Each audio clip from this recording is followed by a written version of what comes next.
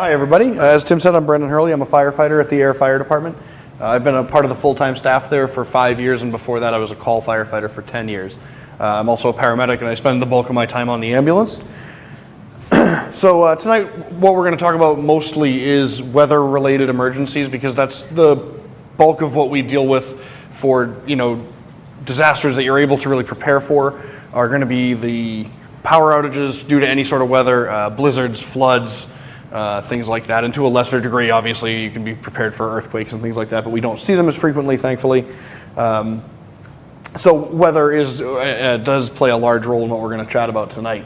So we're going to talk about kind of 5 basic things. We're going to talk about having a household emergency plan, different ways you can receive information before, during, and after disasters, a household emergency kit. That's going to be the bulk of what we're going to talk about, are those 3 items. And then we're going to touch on the shelters that are available in emergencies in this area, and we're going to have a little brief chat on generator safety as well. So, a household emergency plan, there's some different components to it.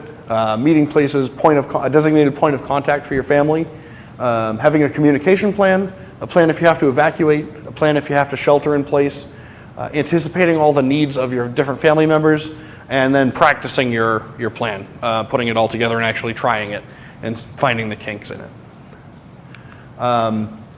So meeting places, MEMA and FEMA recommend having 2, one being closer to home, so within the town you live in or the immediate surrounding area, and one further away, perhaps a relative's house, a county away or out of state, in case there's a large blizzard or an ice storm or some other catastrophic event that power and services won't be restored to a large area for a week or a long period of time. So they recommend having 2, and that's kind of what's a matter of what's convenient for you and your family, where you have friends, relatives, places you can go. Some people might be able to stay at work for a night or 2, depending on their circumstances, but have 2. And a single point of contact. This should be somebody that does not live in the area. This should be ideally somebody out of state, so that if the entire state is, under a foot of snow or, has no power, think about like the ice storm of '08, where, the entire county was basically out of power and telephone communication. This should be somebody that once you can just check in with. For me, for my family, my in-laws live in Maryland. So for us, it would be, hey, we're going to call my mother-in-law, and everybody's going to check in with Cindy and say, hey, I'm well, I'm warm and dry someplace, I'm just, you can't get a hold of me because my phone's going to die. So particularly if you have children or if you have older family members, make sure everybody has the full name of that point of contact. It's hard for me to help call somebody on a child's behalf if they know them as like Auntie Noni. And their real name is, nothing like that. When I was a kid, one of my mom's best friends was named Willa, and we called her Auntie Lala for more years than I care to admit publicly. But that would not have helped anybody find her in an emergency. So making sure, and this could be a case of, if you have young children, reviewing with them, shortly before a large anticipated storm, okay, and, what's Grandma's real name? Because Grandma doesn't help me as a responder. What's Grandma and Grandpa's, real names? And just going over that in a kind of almost a nonchalant way with them, and they'll go, oh, and hopefully be able to recall that. We do 911 practice with the 2nd graders as part of our SAFE program in the schools. And every year, I would say probably about a quarter of the kids don't know not only their address, but don't know what street they live on. So they get a homework assignment to go home and learn their address, and they come back the following week and know it. But so going over that with them gives them that little chip to hold on to remember. Making sure everybody has the primary and a secondary phone number for that contact is important. Their email address and their social media info, because again, it doesn't matter how you check in with that person. If you check in with them on Facebook or Twitter or by email or by phone or by text, it doesn't particularly matter. It is helpful to know, or to make sure that point of contact maybe has a list of any special requirements or needs anybody has. If anybody has medical oxygen or complex medical needs, if somebody in your family needs dialysis, it would be handy if that person knew that, so that they could try to coordinate that from afar if necessary. It's also handy to list them in your cell phone contacts as ICE or in case of emergency. Either one is fine. But what that does is it enables me to, if I'm looking through your contacts on your behalf, find them more readily. So communication, you want to make sure that all family members, I mean children under a certain age being exempt, but all family members should have either a mobile phone or at minimum a prepaid calling card. I, at this point, wouldn't know how to use a prepaid calling card, but I think they still are a thing that works. Make sure they know how to use whatever device they have. Teach everybody how to send and receive text messages. I think kids are now born with this knowledge, but certainly older family members may need a little bit of practice or some instruction, and that may be a good way to have younger children communicate with grandparents, because it'll be beneficial to both, because the kids are going to be pretty good at it already, and it will maybe help the grandparents learn in a less annoying way if you're talking to a grandchild. So have everybody practice texting so that it's an easy way to communicate rather. And even if phone networks are down, texts can often be sent over Wi-Fi. So you still could be able to communicate from a hotspot at an emergency shelter where we could maybe set up a Wi-Fi hotspot but not have actual phone communication. Learn to use social media. Facebook and some of the other ones offer a check-in, mark yourself safe in the blizzard of 78 type thing. You can mark yourself safe in a disaster that's occurring in your area. If you don't have social media profiles, the American Red Cross offers a cool service called Safe and Well. On their website, if you Google American Red Cross Safe and Well, or if you just go on their website and search for it, it comes up. I believe it's safeandwell.com. I think they own safeandwell.com. And you can just say, check myself in, and you just put, I'm Brendan Hurley and I am safe in this location at this time, and then anybody else in the country can search for you. And just go and so they can see, oh, has Brendan Hurley checked in safe? Yeah, it would appear that he's okay. So that you don't need a social media profile or an email address or anything. You can just log on as any human being with a computer and say that me, right now, am safe and well at this location for this incident. So an evacuation plan, you want to have a couple different routes to where you're going to try to get to. For your local one, that's probably easy, especially if you lived in the area for a while. You probably know multiple ways to get around, or you could figure them out pretty readily. If 2A is blocked, I can take 119, whatever the case might be. For a further away, if we were going to my in-laws' house and we couldn't use the 95 corridor, say there was a huge blizzard, that would be a bit of a challenge for us. So for us, we would use Waze. I don't know if everybody's familiar with the Waze navigation app. It's a smartphone app. It's on some of the new navigation systems and cars are using it as well. But what it does is it's smart technology. It knows through user reports when there's traffic, when there's unfavorable road conditions, if roads are closed. So it will route you around those things automatically. So if I can tell you exactly how we drive to Maryland every time. It's the Pike to 84 to the Merritt Parkway to 95, and then we just all the way down. Well, if the George Washington Bridge is closed, I don't even want to hit Connecticut, but it's going to know that, and it's going to take me out the Pike to 81 or whatever is on the other side of Albany there and straight down. And it's going to do that automatically without me having to select a different route, because it's going to know that there's some sort of nightmare ahead. So, yep. Can you spell the app? WAZE. Google Maps does kind of the same thing. The two are, I think, owned by the same parent. I think Waze is a Google property. Waze is more up to the minute.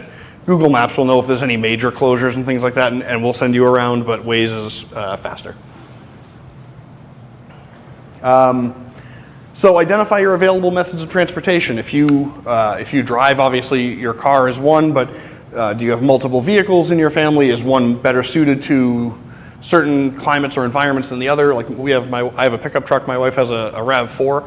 If we're gonna go somewhere in heavy snow, we're gonna take the pickup truck with four-wheel drive. If we're gonna go somewhere we're gonna be stuck in regular traffic, we're probably gonna take the RAV4. So figure out your modes of transportation.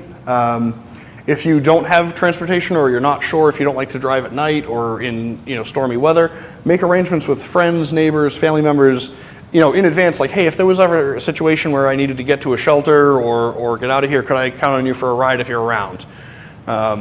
Just having that conversation in advance is a kind of a good thing, because then it's in the back of everybody's mind. Now, if you know you're going to require assistance, or you know somebody in your family that's going to require assistance that has mobility problems, can't get around, like if they're going to go somewhere, they have to rely on a MART van or a chair van service or something like that. If there's going to be a large storm coming up, or even if there's not, contact the emergency management agency, which in Ayer is just the fire department. in advance so that we know about you. If we don't know about you, you're not on our radar. If you're on our radar, we're kind of aware, like, okay, well, the person at 123 Main Street is, at baseline, is immobile and can't get around well. So if there's an evacuation, that's somebody that we need to check on and make sure that we devote some resources to. But if we don't know about you, we're not going to be pre-planned for you. So you should have a plan for sheltering in place in your home. So you want to designate the safest rooms in your house. Ideally, these are going to be rooms with the fewest windows and the fewest exterior doors. Most houses don't have any rooms that have no exterior windows and no exterior doors. But so the best ones might be an interior hallway, might be a large closet. Ideally, you want to have at minimum electricity. Ideally, also you'd have some form of a communications access. With Wi-Fi and hotspots and cell phones now, we can usually take that anywhere though. If you think you may have to shelter in place, if we're anticipating that, that big blizzard 3-foot snowstorm and everything's going to be socked in for a while, check on your supplies in your house and your emergency kit. They always say got to get the bread and milk. So we're going to talk about what supplies and to have in it and what kind of emergency kit things to have a little bit later on. But so double check those items. And if you receive any sort of in-home treatments, if you receive in-home dialysis or visiting nurse services or anything like that, any sort of complex medical care, you're going to want to contact that provider prior to the storm and say, hey, what's the plan? We're supposed to get 7 feet of snow tomorrow night. How am I getting my dialysis on Tuesday? Don't wait until it's past the time and you go, oh, hey, they didn't show up. And you don't want to put yourself in a situation where you may have a medical emergency. So plan that out in advance with that provider, and they should have a plan in place. So anticipate the needs of everybody in your household, especially if you have anybody that doesn't normally live with you that may come to shelter at your house during a storm. You may condense aunts and uncles and grandparents and family members kind of into one spot, which is not a bad idea, but especially consider anybody with any special, unique medical needs or other needs, senior citizens, children, and pets. Don't forget to remember your pets in these situations and what their needs are going to be. And then practice this plan a couple times a year. You're already hopefully changing your smoke detector batteries when you change your clocks in the spring and the fall. That might be a good time to take an hour or two and dust the plan off and at least go through and make sure that the communications plan is still in place. Check that, oh geez, we have Aunt Doris listed as our emergency contact and she moved to Florida 3 years ago and doesn't have this phone number anymore. Dust that off, make sure it's still current and up to date.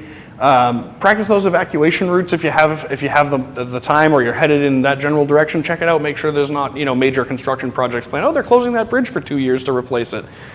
And every time you update it, or every time you practice it rather, you'll probably find some element that needs to be modified or tweaked. And also familiarize yourself with the emergency plans that might exist at your job, your school, anywhere you spend a significant amount of time. If you volunteer somewhere, learn what the emergency plans are at those places. Most businesses and places have some sort of a plan available and in place. And sometimes by asking, you may find that they may discover that their employees don't perhaps know it as well as they should, and they should review it with them as well. So receiving information, we live in a technology-driven world. There's multiple ways to receive information. Being signed up to receive good information beforehand is helpful. NOAA and the National Weather Service both offer excellent forecasting tools, especially when there's going to be a large storm that's going to impact a significant area. It's not going to be as specific as the weather that you grab on Channel 5 in the morning where they're telling you community to community what the snowfall amounts are going to be. But for hurricanes, tornadoes, heat waves, major issues, those are going to be your kind of go-to ones for really destructive weather patterns. MEMA is a good resource as well. They're going to have local updates as far as state or county-wide issues. Locally, we have a service called Code Red, which is kind of has anybody gotten a reverse 911 call from the police when there's going to be a closure or something like that? So Code Red is kind of just another service we can use to push information out to people. Sign-up sheets for that are at the fire station, and I believe the police station. They're definitely in the lobby of the fire station, though. It's a free service that you would receive, I think, a text message or a phone call. I'm not sure. I honestly am not super familiar with it. It's not my program, but it is something that we do use.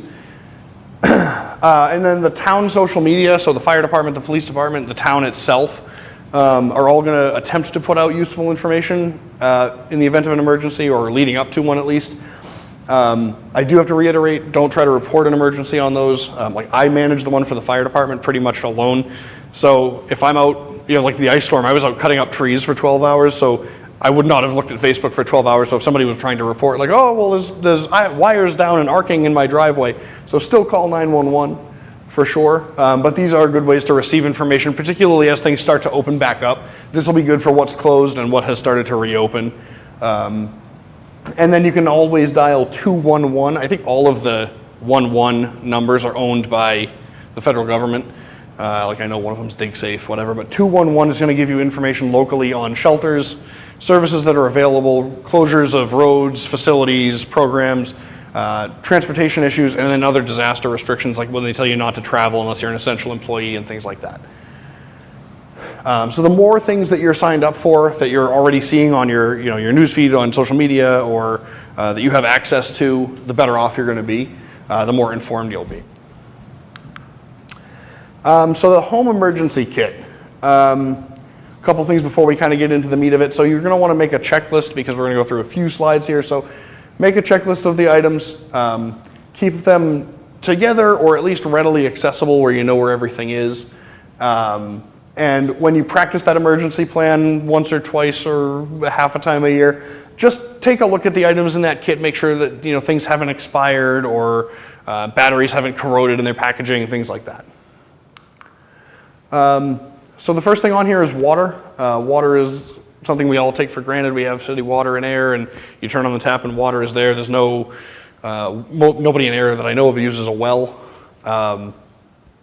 So you should have some water put aside though in case there is some sort of an issue where you can't get fresh water from the tap as normal. They recommend 1 gallon per person per day for at least 3 days. I would include an extra gallon per pet per day as well. Not that your pet is necessarily going to go through a gallon of water a day. Now a Great Dane might. My cat might go through a gallon of water in 2 weeks. But the more you'll be better off having more than less for sure. And that 1 gallon per person per day includes drinking, cooking, and washing. So if you think, if you're a big water drinker, and you're going to use more than that, feel free to up that number. That's the bare minimum. Also, you can consider water purification methods. So there's commercially available products. There's water purification tablets that you can add to, a bottle of water, and after 10 minutes it is safe to drink. Don't usually taste great, but they're safe. There's also some cool filters on the market. There's one in particular called the Life Straw. It's about twice the size of this remote. It costs $20, and it'll purify like 10,000 gallons of water. You just drink through it like a straw, and it filters out any particulates and bacteria and everything else in it. You could drink out of a mud puddle with it. You can get them at any outdoor store, so like Eastern Mountain Sports, REI, the camping section of Walmart and Target. And the other thing you can do is you can always boil water. Obviously, if there's a power outage or another emergency like that, you may not have the ability to boil water. That's why it's not on here. But food, you want to have a 3-day supply of food that's non-perishable, doesn't require cooking. So at minimum, something that isn't going to make you sick if you eat it. It doesn't have, Chef Boyardee isn't that great if you don't heat it up, but it's not going to make you unwell. And ideally you want things that don't require water to prepare, or if you do have things like dehydrated meals or anything like that, like Backpacker's Pantry makes some pretty tasty freeze-dried meals, but they take, a couple quarts of water to make. So make sure if you're using that type of a product that you add extra water to your supply because you're going to go through preparing those meals. Same thing with like cup of soup or ramen type things. Not that those have any nutritional value. And the other option is you can, if you are so inclined, you can purchase MRE style food. They have an extremely long shelf life of like several years, 5 years or some insane thing like that. They don't really take any water to prepare. They come with their own heating pouches. They're pricey for per meal cost is high, but they last forever and they're kind of indestructible. So, but they are an option. Some tools you want to have kind of at hand, maybe all in one spot, are a manual can opener, a non-electric radio, so battery or hand crank powered. A hand crank one has the advantage of you will never find two corroded, destroyed D-cell batteries in the bottom of a hand cranked radio.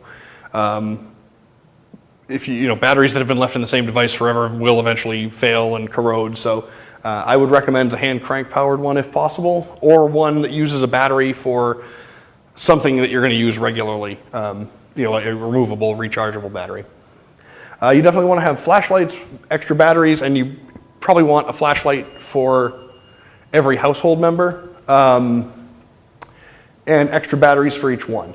For your cell phones and your USB devices like iPads and things like that, you're going to want to maybe pick up some of those battery bank chargers. They're usually about the size of a smartphone, and they can recharge your phone, anywhere from 3 to 7 times depending on what model you get.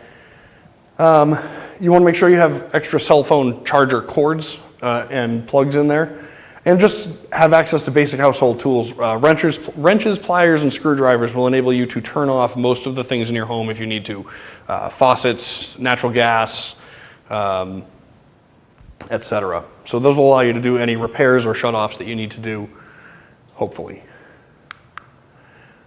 Personal items, so prescription medications, you want to have at least 2 weeks worth. So if a storm's coming and you're on your last couple blood pressure pills, make sure you get that prescription refilled and topped off. If anybody is on medical oxygen, you want to make sure you have some extra cylinders. Everybody now has the condensers, which are awesome, except when there's no electricity. We do not keep a large supply of extra oxygen cylinders at the fire station. We have a few, but we don't have a ton to loan out, and we really don't have a lot of regulators. So if anybody's on medical oxygen, making sure they have a few of those big, tall E-size cylinders that'll last for 12 to 18 hours, depending on how much oxygen they're using. It's a good idea to have at least a few of them around. And those can be obtained through whatever company services that oxygen condenser. In addition to medications, you want to make sure you have your hygiene items, maybe a few extras of whatever it is that you might need. Eyeglasses and contact lenses, make sure that you know where they are, especially if you normally wear contacts, but make sure you have a spare pair of glasses, an extra pair put away with all this stuff.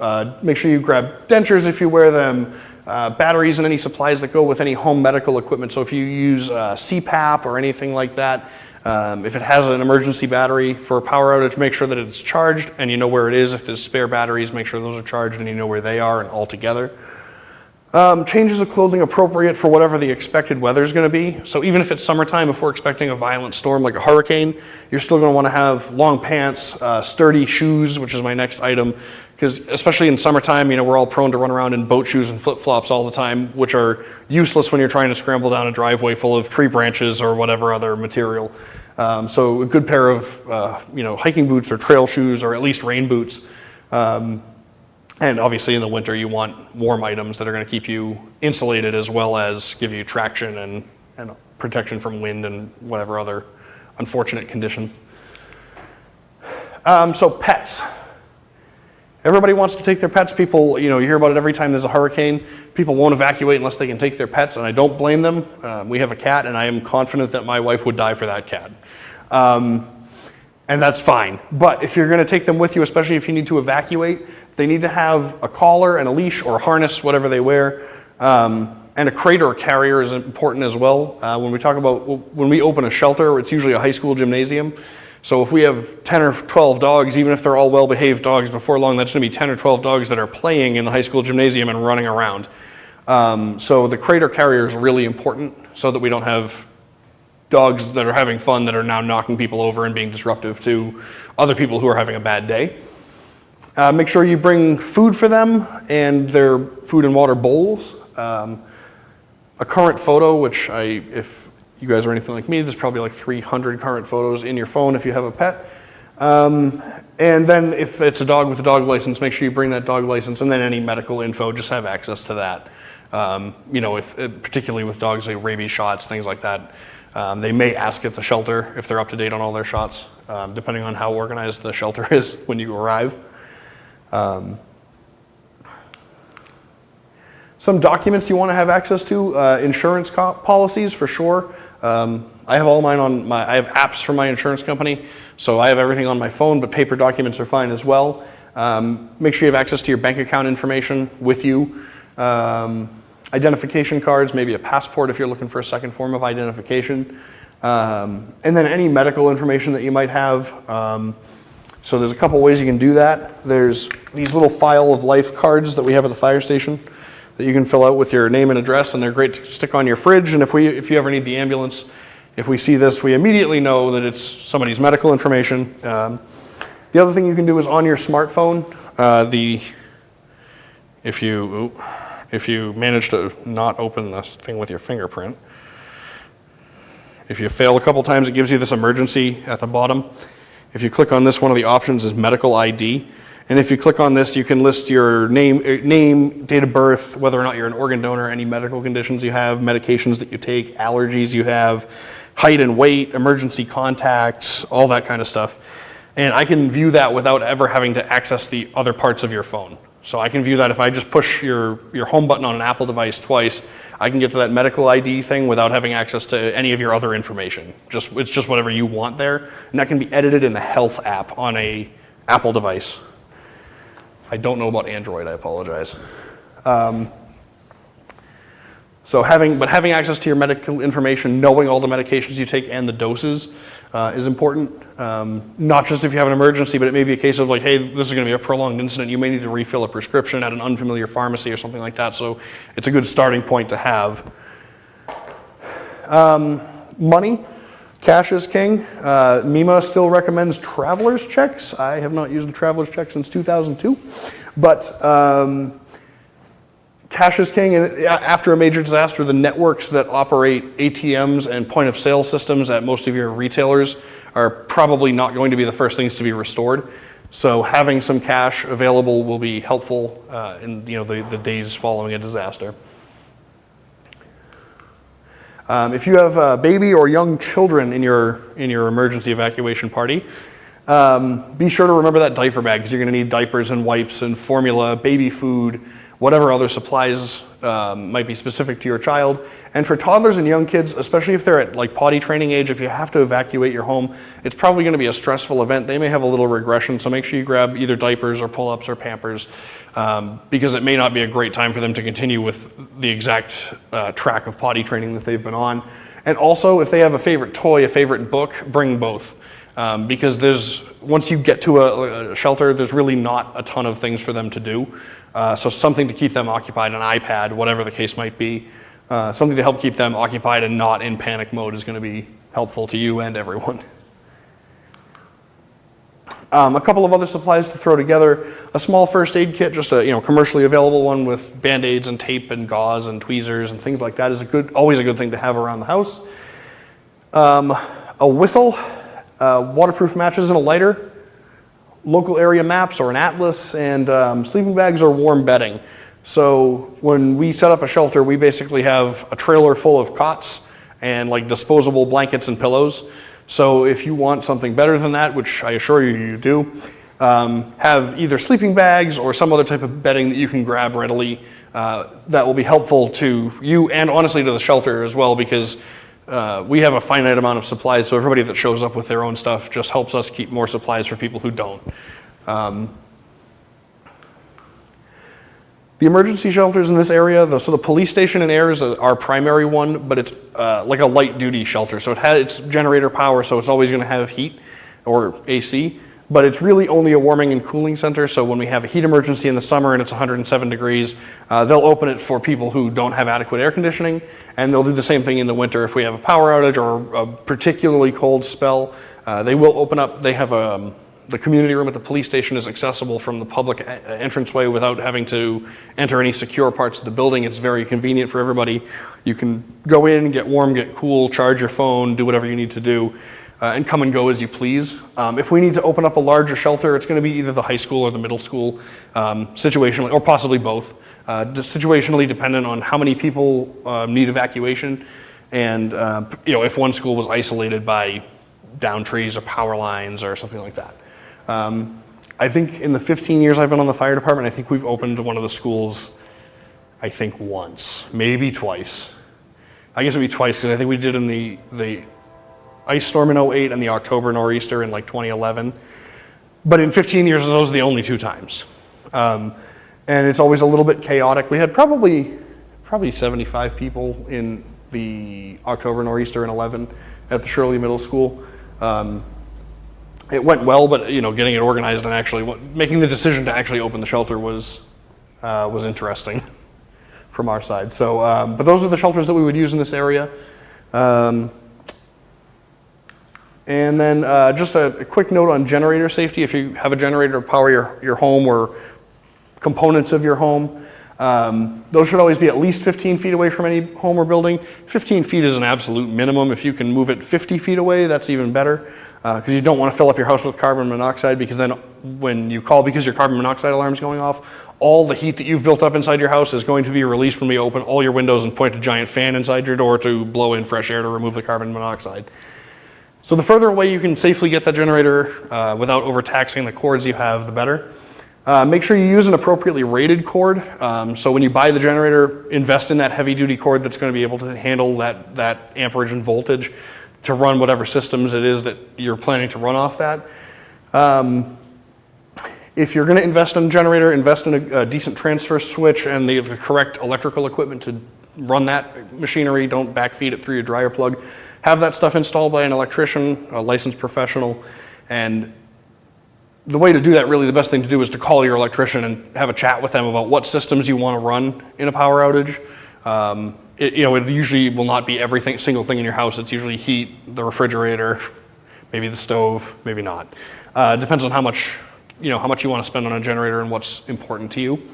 But make sure that's always done by a licensed professional. And if you have a generator that runs on gasoline, you should run that at least every other month just to make sure that the fuel isn't degrading in the fuel system, which will just cause damage. If you only start it the times you need it, which here is probably once a year or less, you will eventually have a problem where that fuel system won't work correctly due to fuel breakdown. And on that, you should also always follow the manufacturer's recommendations for any fuel stabilizers, type of fuel, all that sort of stuff, like you would with any small engine. I think that's it. Anybody have questions? Questions, comments, concerns?